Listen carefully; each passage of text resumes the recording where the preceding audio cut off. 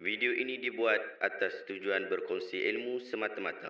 Ia tidak dibuat untuk menghina atau menjatuhkan kredibiliti mana-mana pihak, organisasi atau jabatan.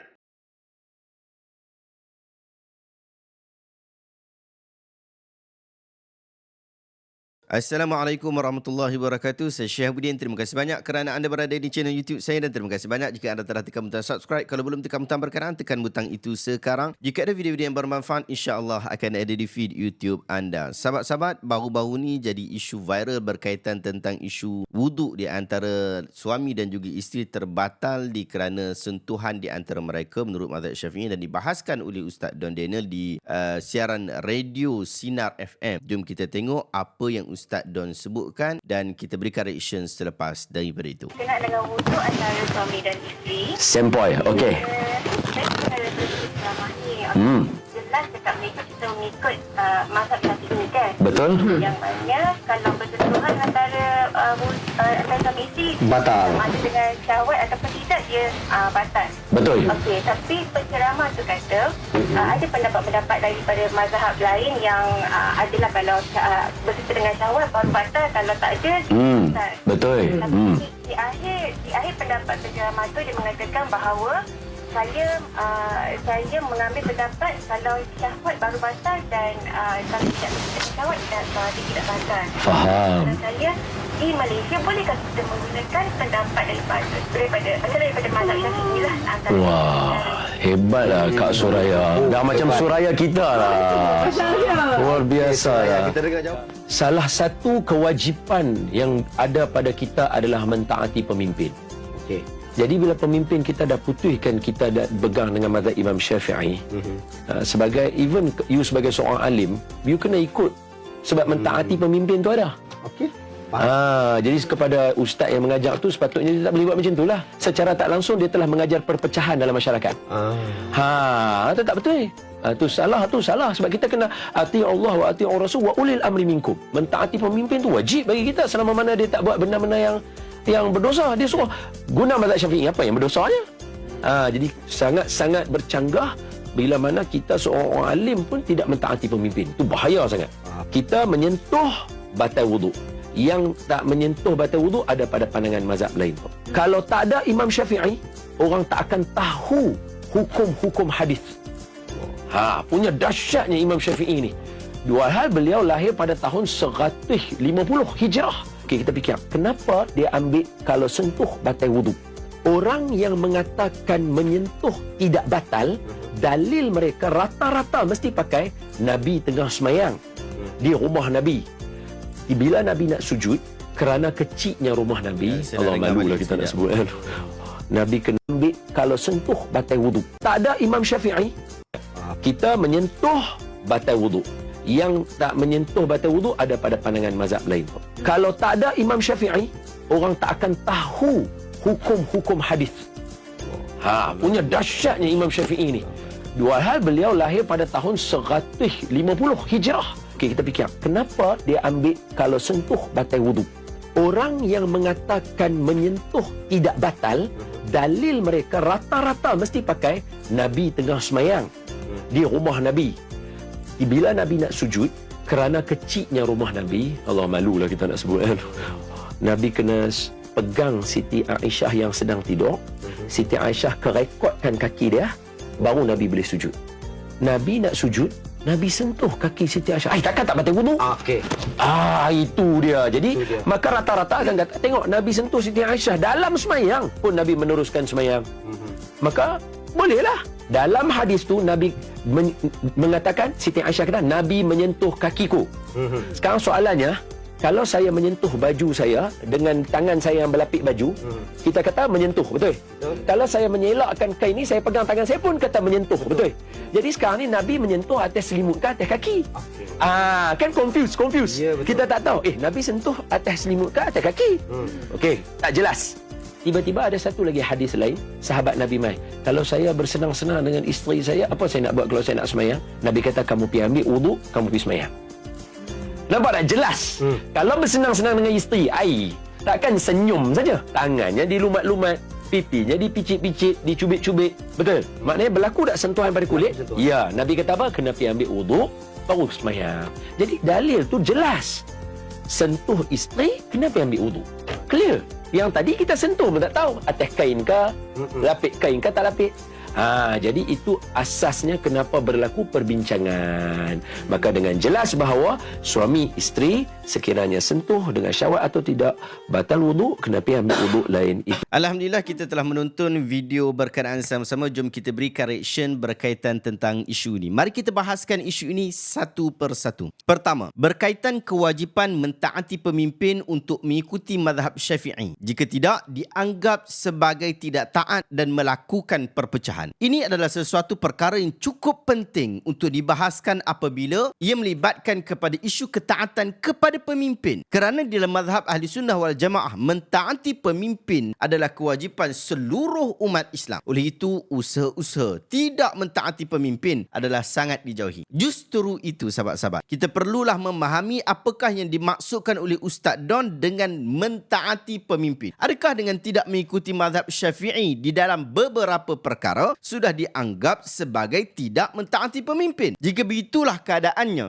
maka Ustaz Don Daniel ini juga sedang melakukan perpecahan dan tidak mentaati pemimpin. Beliau dan seluruh konti Suria FM sudah melakukan perpecahan secara terbuka mengikut logika Ustaz Don. Kerana dalam mazhab Asy-Syafi'i, muzik adalah haram. Bekerja sebagai seorang penyanyi adalah haram dan berdosa. Saya nukilkan beberapa pandangan para ulama mazhab Syafi'i berkaitan tentang hal ini. Pertama, menurut Imam An-Nawawi rahimahullah yang merupakan tokoh besar mazhab Syafi'i, kata beliau para ulama bersepakat atas haramnya upah yang diperoleh oleh penyanyi dalam aktiviti nyanyian. Ini juga pandangan daripada Ibn Abidin dalam hasyiah beliau. Anda boleh rujuk dalam syarah Sahih Muslim jilid ke-10 muka surat 231. Kedua, setelah beliau menukilkan ijma' akan pengharaman alat muzik, beliau telah menyatakan bahawa sesiapa yang menyatakan bahawa ada khilaf dalam isu ini, dia telah melakukan kesilapan dan dikuasai oleh hawa nafsu hingga ia memekakkan dan membutakannya daripada mendengar dan melihat kebenaran. Anda boleh rujuk dalam Kafur Ri'a pada muka surat 118. Bahkan disebutkan oleh Imam Khatib Asy-Syarbini, merosakkan tumbur iaitu sejenis alat muzik bertali seperti gambus tidak dikenakan ganti rugi kerana ia merupakan alat yang membawa kepada maksiat. Anda boleh rujuk dalam kitab Mughni Muhtaj jilid ke-5 muka surat 469. Walaupun kita tahu tentang pandangan mazhab Syafi'i dalam hal ini, tetapi majoriti kita mengambil pandangan minoriti ulama yang menyatakan tentang mengharuskan muzik. Saya juga mengambil pandangan berkenaan dan saya pasti ia juga dipilih oleh Ustaz Don dan Suria FM. Oleh itu, jangan terkejut sangat dengan perbahasan isu-isu akademik. Jangan cepat sangat nak kata orang tak taat kepada pemerintah jika kita pun dalam kategori yang sama. Apatah lagi daripada sudut fatwa di setiap negeri seperti negeri Selangor, ia sangat terbuka dan tidak jumud. Disebutkan dalam enakmen pentadbiran agama Islam negeri Selangor tahun 2003 dalam mengeluarkan apa-apa fatwa di bawah Seksyen 48 atau memperakukan apa-apa pendapat di bawah Seksyen 53 Jawatan Kuasa Fatwa hendaklah pada lazimnya mengikut qaul mu'tamad, pendapat-pendapat yang diterima dalam mazhab Syafi'i. Jika Jawatan Kuasa Fatwa berpendapat bahawa dengan mengikuti qaul mu'tamad mazhab Syafi'i suatu keadaan yang berlawanan dengan kepentingan awam akan terhasil, Jawatan Kuasa Fatwa bolehlah mengikut qaul mu'tamad mazhab Hanafi, Maliki atau Hanbali. Jika Jawatan Kuasa Fatwa berpendapat bahawa tiada satu pun qaul mu'tamad daripada empat mazhab itu boleh diikuti tanpa membawa kepada keadaan yang berlawanan dengan kepentingan awam, Jawatan Kuasa Fatwa bolehlah membuat fatwa itu mengikut ijtihad tanpa terikat dengan qaul mu'tamad daripada mana-mana mazhab yang empat itu. Itulah yang disebutkan dalam enakmen agama Islam negeri Selangor. Fatwa negeri kita tidaklah begitu ketat sampai terus kata orang yang memilih pandangan atau mazhab berbeza telah mengingkari pemerintah. Tak sejumud itu, wahai sahabat-sahabat. Seterusnya, kewajipan mentaati pemerintah dalam hal agama tertakluk kepada bahagian mana? Sahabat-sahabat, ia tertakluk kepada isu fatwa negeri. Tetapi fatwa yang bagaimana? Adakah semua fatwa itu kita terikat dengannya? Tidak. Kita jelaskan. Pertama, pada perkara yang telah difatwakan serta diwartakan.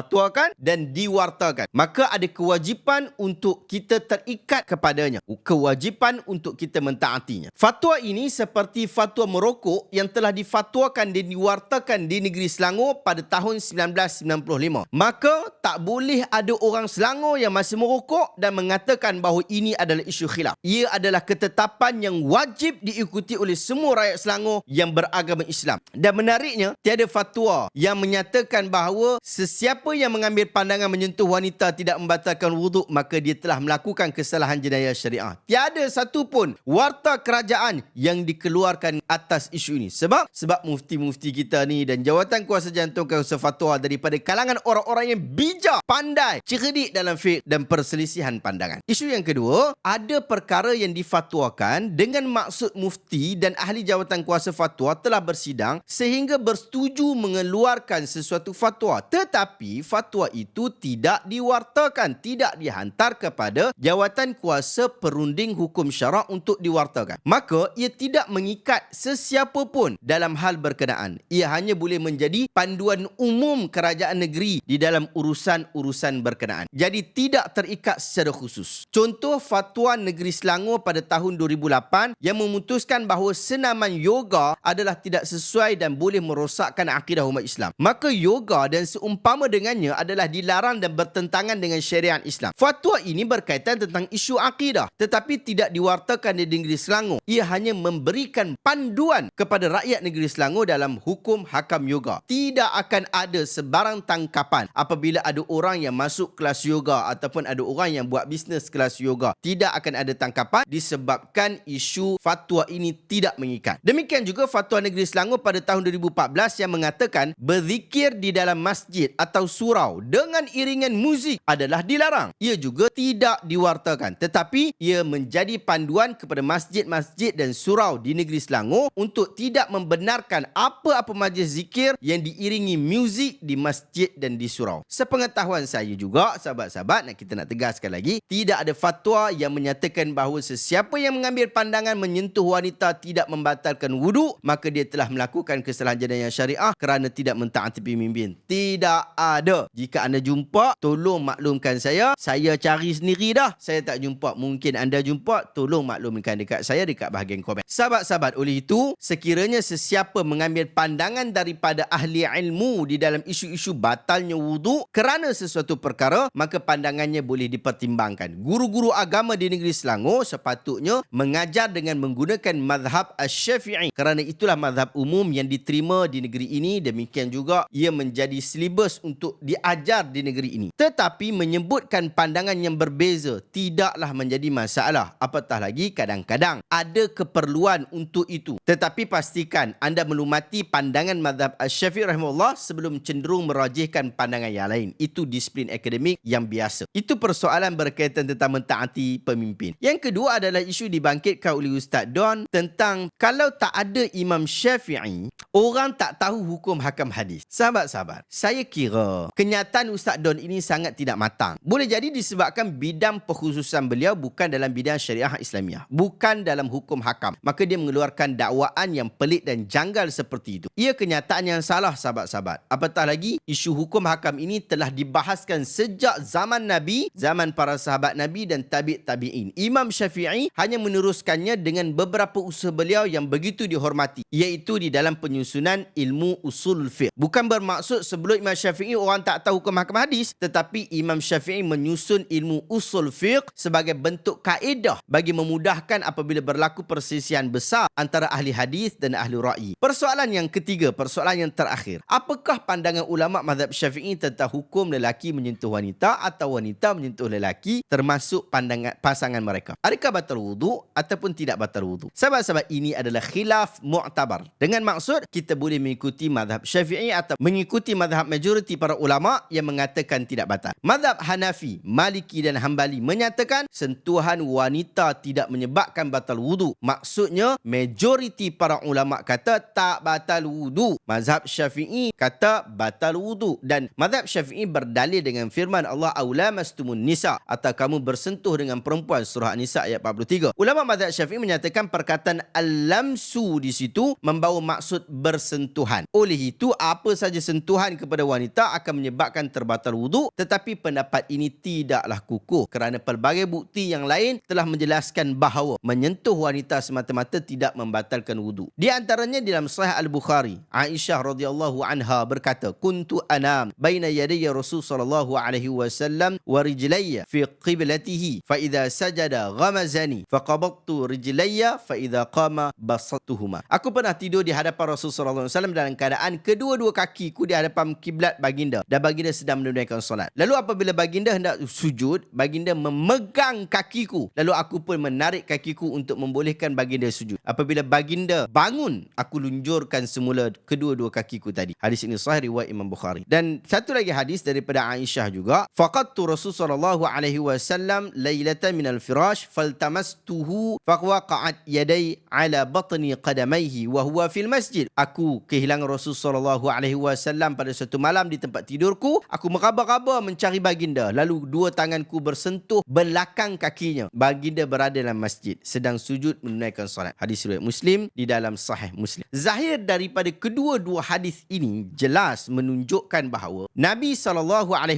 pernah menyentuh Aisyah ketika baginda menunaikan salat. Demikian juga Aisyah radhiyallahu anha juga pernah menyentuh Nabi SAW ketika baginda menunaikan salat. Jika sentuhan antara lelaki dan wanita itu membatalkan wuduk, sudah tentu Nabi SAW akan membatalkan solatnya disebabkan wuduk baginda terbatal kerana baginda telah disentuh oleh Aisyah. Para ulama dari mazhab Syafi'i dia bagi alasan macam mana Ustaz Don bagi alasan dalam video tadi, iaitu ada lapis. Namun jawapan mereka dianggap lemah oleh mazhab lain, iaitu mereka berpendapat barangkali sentuhan yang berlaku di antara Nabi SAW dan Aisyah itu berlaku dengan berlapis. Alasan ini dianggap sebagai lemah oleh ulama mazhab lain. Sehingga Asy-Syaukani rahimahullah menyatakan bahawa takwilan ini merupakan takalluf dan bersalahan dengan zahir. Dr. Wahbah Az-Zuhaili juga yang merupakan tokoh besar mazhab Syafi'i moden, dalam tarjihnya, dalam pendapat yang dia kata paling bagus, paling kuat, dia mengatakan bahawa penolakan ulama Syafi'i mengenai hadis menyentuh kaki dengan mengatakan kemungkinan berlapis adalah sengaja diadakan dan bertentangan dengan realiti yang berlaku. Menurutnya lagi, yang paling rajih ialah pendapat yang mengatakan bahawa menyentuh wanita ajnabi secara tiba-tiba atau yang tidak dalam keadaan bernafsu adalah tidak membatalkan wuduk. Manakala jika bernafsu, maka membatalkan wuduk. Wallahu ta'ala a'lamu bissawab. Sahabat-sahabat, saya ada bahaskan isu ini di dalam buku saya Tata Cara Salat Rasulullah Berpandukan Mazhab Syafi'i. Kita mula perbahasan berkaitan tentang mazhab, kemudian masuk kepada isu wuduk, masuk kepada isu tayamum, masuk kepada isu mandi, masuk kepada isu salat dan zikir selepas salat. Anda dapatkan buku ini dekat link dekat bahagian description. Adakah anda dapat satu ilmu yang bermanfaat pada hari ini? Jika anda rasa video hari ini bermanfaat, tekan butang share. Semoga orang lain juga mendapat manfaat yang sama. Terima kasih banyak. Assalamualaikum warahmatullahi wabarakatuh.